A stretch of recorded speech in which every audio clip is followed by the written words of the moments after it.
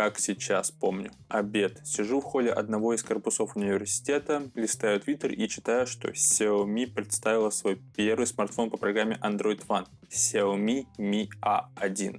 Чистый Android, двойная камера, редкий на тот момент Type-C. 5,5 дюймов IPS дисплей. Я сразу же захотел этот смартфон на замену своему Meizu MX5. Единственное, что меня огорчало, да и не только меня, это отсутствие модуля NFC. Однако где-то через месяц прошла презентация Google Pixel 2, и теперь я уже хотел его. Как видите, сейчас у меня есть и Pixel 2, и Xiaomi Mi A1, на который я сейчас себя снимаю. Pixel 2 я в итоге купил себе, а Mi A1 мы приобрели жене, когда у нее сломался Samsung. Ну а теперь находится Pixel 2 XL. Абсолютно бессмысленная история, просто решил поделиться, как у меня оказался Mi A1. Ну а на дворе уже середина 2019 года, и Xiaomi представляет третий смартфон из линейки Mi A. Mi A3. Многие считают, что Xiaomi убила эту линейку. Типа, какой HD-экран в 2019 году, тем более на AMOLED-матрице? Почему Snapdragon 665, а не 700 серия? Ну, а больше претензий я и не слышал. Я уже говорил при первом взгляде, но повторюсь, Xiaomi в этом году решила сделать ход конем. Либо их не удовлетворили продажи Xiaomi Mi A2 Lite, либо же они просто экспериментируют, но лично я считаю, что они просто решили заработать деньги на обычных работягах. Эту версию по-хорошему нужно было назвать Mi A3 Lite, но из-за того, что Xiaomi решили ее назвать просто Mi A3, то у человека, который не слишком-то следит за рынком смартфонов, сложится впечатление, что это основное устройство в линейке. И поэтому из-за славы прошлогодних устройств этот телефон будет продаваться. Но когда же первая волна продаж спадет, на рынок сразу же выйдет аналог Mi 9CC в Китае, то есть Mi A3 Pro, либо как он там будет называться, неважно. И тогда пойдет вторая волна продаж, пойдут новые инфоповоды, и Xiaomi в любом случае заработает больше денег, нежели бы они заработали, выпустив на рынок сразу две версии Mi A3.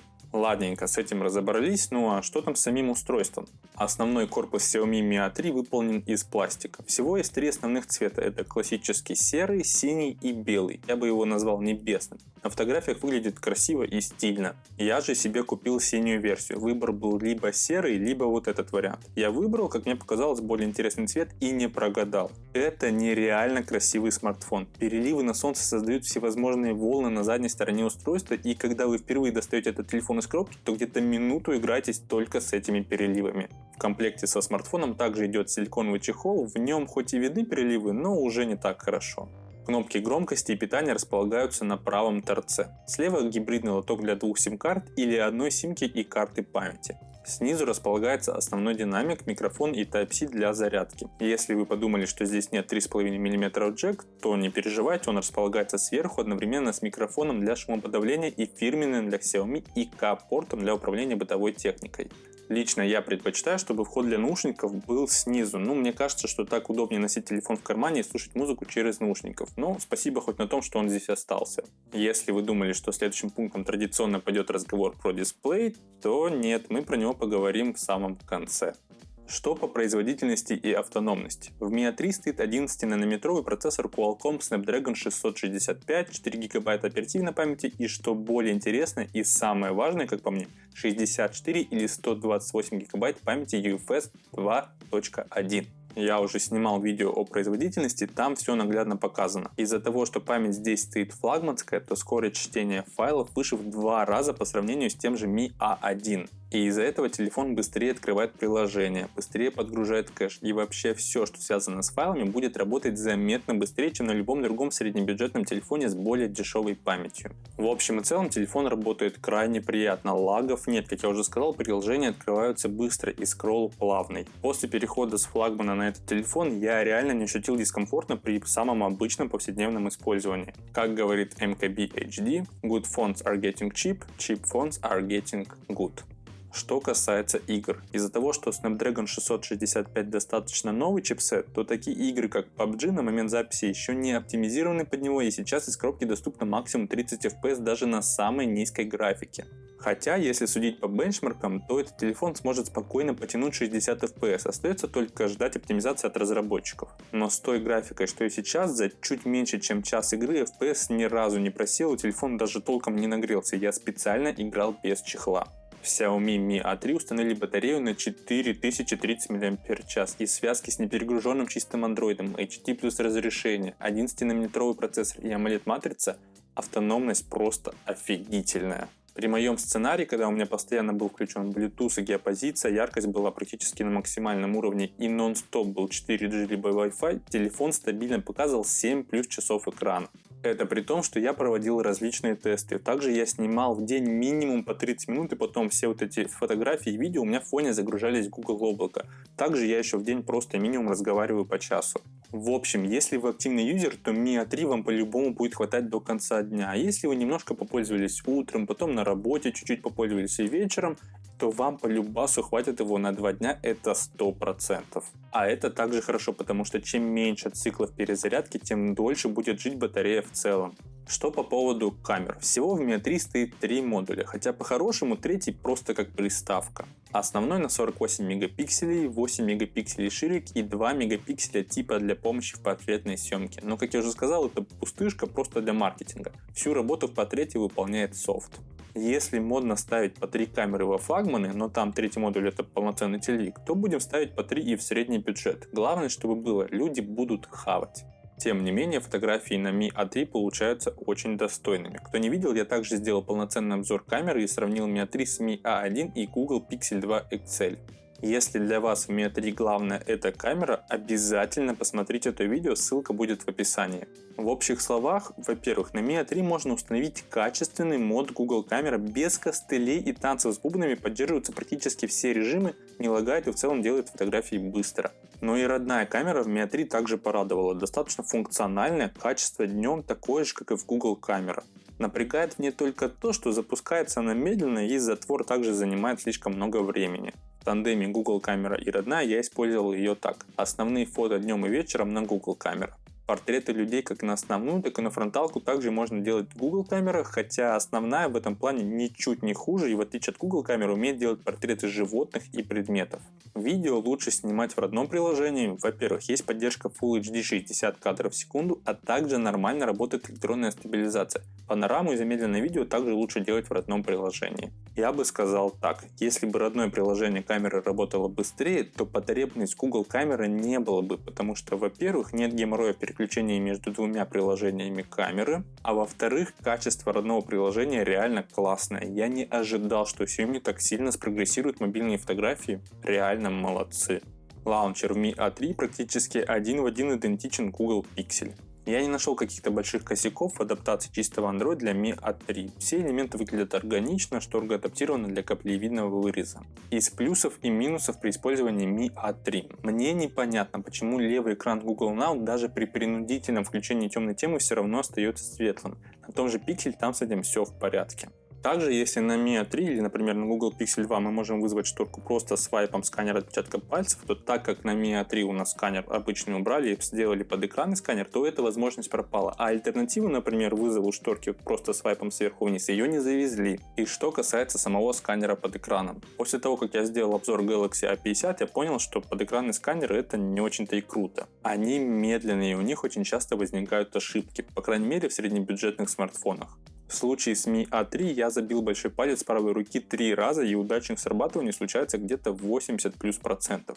Если отбросить эффективность сканера, то что мне в нем не нравится? Когда ты достаешь телефон из кармана, палец автоматически ложится чуть выше той зоны, где располагается сам сканер. Поэтому разблокировать телефон получается все равно только посмотрев на дисплей и приложив палец в нужное место. А также меня неимоверно бесит, что нельзя отключить эту долбанную вибрацию при разблокировке. Такой настройки просто нет. А так как вибрация на Xiaomi Mi A3 неимоверно плохая, вот тут сэкономили так сэкономили, то просто каждый раз, когда ты разблокируешь телефон, тебя просто немножко подгорает. И пропадает она только в том случае, если ты включаешь энергосберегающий режим, но тогда тебе не приходит уведомления. И, кстати, еще один минус, если ты помылся, то первые полчаса-час у тебя будет сканер плохо реагировать на палец, это еще один минус. А в целом я привык к этому сканеру, не могу сказать, что это хорошо, потому что привыкнуть можно ко всему что угодно, но будь моя воля, я бы сюда поставил нормальный сканер отпечатка на задней стороне устройства, как, например, и того же Redmi Note 7.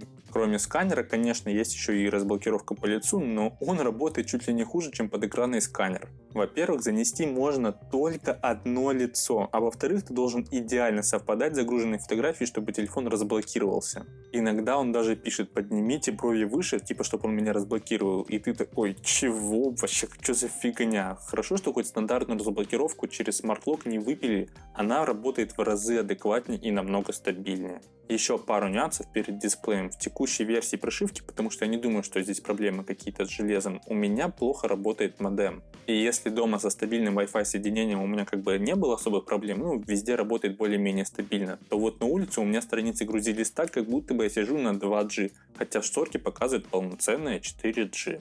Это, кстати, подтверждает и speed-тест. На том же Xiaomi Mi A1 сейчас модем работает значительно лучше, чем на Mi A3.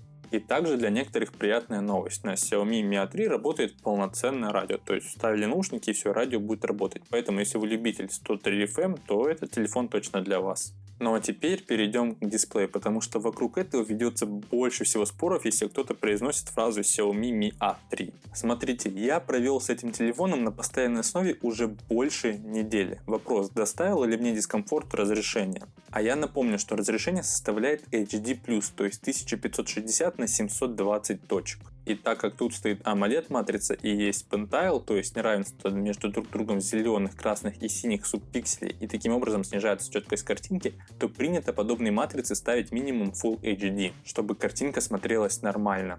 Ответ: практически не доставляло дискомфорта. Знаете, где мне это помешало? Когда вводишь хэштег в Instagram, то там это выглядит убого и буквально еще в пару местах, где интерфейс также был не оптимизирован, а я даже не помню, где это было. Замечательная история. Мы шли с женой на работу, и она забыла свой телефон дома. А так как я тестировал в тот момент камеру, у меня с собой еще был Xiaomi Mi A1, то я решил ей отдать Mi A3, чтобы у нее был полноценный мобильный интернет, потому что у них на работе нет нормального Wi-Fi, а у меня на работе есть, и поэтому я спокойно сидел с Mi A1 даже без симки. Вечером мы встречаемся, и я у нее спрашиваю: как тебе дисплей, не было ли какого-то дискомфорта, может быть, какие-то пиксели видела? Она вообще не поняла, что за вопросы, все выглядит окей, текст четкий, картинки также нормальные, а про разрешение она вообще ничего не знала. Какой можно сделать вывод? Весь ор в интернете по поводу разрешения только из-за того, что люди смотрят на цифры и они их знают. Есть замечательный ролик Джонатана Морриса, где в слепом тесте люди также пытались угадать, где какое разрешение. Это было как раз по поводу iPhone XR, где, кстати, такое же разрешение не Full HD, а намного меньше. Сравнивали iPhone XR и Pocophone, где как бы стоит нормальный Full HD. В итоге iPhone выиграл. Качество самой матрицы также решает. И сейчас они на таком уровне, что картинка даже в таком телефоне при HD плюс разрешении смотрится нормально. У меня нет цели защитить этот телефон. Мне Xiaomi, к сожалению, денежку не заносят. Просто когда я вживую вижу, что картинка нормальная, а мне люди пишут комментарии, которые даже ни разу не трогали вживую этот телефон, что это полное говно, то поэтому я специально делаю на этом акцент и пытаюсь донести, что не все так страшно, как написано на бумаге. При этом я не говорю, что не нужен Full HD дисплей. Нет, он был бы как раз кстати, но и с HD+, жить можно спокойно. К тому же меньше разрешение дисплея позитивно влияет на автономность и на производительность телефона. Также отмечу, что здесь очень маленький шим, потому что в первый день я ночью сидел 2 часа в кромешной темноте и настраивал этот телефон, глаза вообще не заболели. Из плюсов есть световой индикатор в левой верхней части, может быть кому-то это важно, но лично мне все равно. Олеофобное покрытие среднее, но по крайней мере точно лучше, чем на Realme 3 Pro и Samsung Galaxy A50. А вот теперь по минусам дисплея, их здесь на самом деле тоже немало. Первое — это недостаточная максимальная яркость. На ярком солнце вообще практически ничего не видно, и даже когда я был в помещении, я хотел сделать яркость повыше, а оказалось, что она уже и так максимальная. Второе, что мне не понравилось, это то, что неправильно откалиброван дисплей, тем самым картинка кажется, знаете, чуть-чуть перенасыщенной. И проблема в том, что с этим даже ничего не сделать, потому что в настройках тупо ничего нет по поводу этого, и даже в дополнительных настройках разработчика режим sRGB вообще не помогает. И третье, самое бесячее лично для меня, здесь стоит не самый лучший тач, поэтому дисплей реагирует на касание с небольшой микрозадержкой. Опять же, это не ужасно, но лично для меня это доставляет намного больше дискомфорта, нежели чем какой-то HD+ разрешение экрана. Как я уже говорил, не стоит рассматривать этот телефон как в старшей линейке Mi A. это лайт-модель. И если здесь реально присутствует очень неплохая камера и невероятная автономность, то вот мелочи, как вибрация, тач, отсутствие NFC и многое другое я жду в более качественном исполнении в Mi A3 Pro, или как он будет называться. Но если вас не смущают его минусы, то ссылки на AliExpress и на Яндекс.Маркет с лучшими ценами будут, как обычно, в описании. Если у вас остались какие-то вопросы, то смело задавайте в комментариях, пока Mi A3 еще остался у меня. Ну а также огромное спасибо, что досмотрели этот обзор. Всем удачи, всем пока.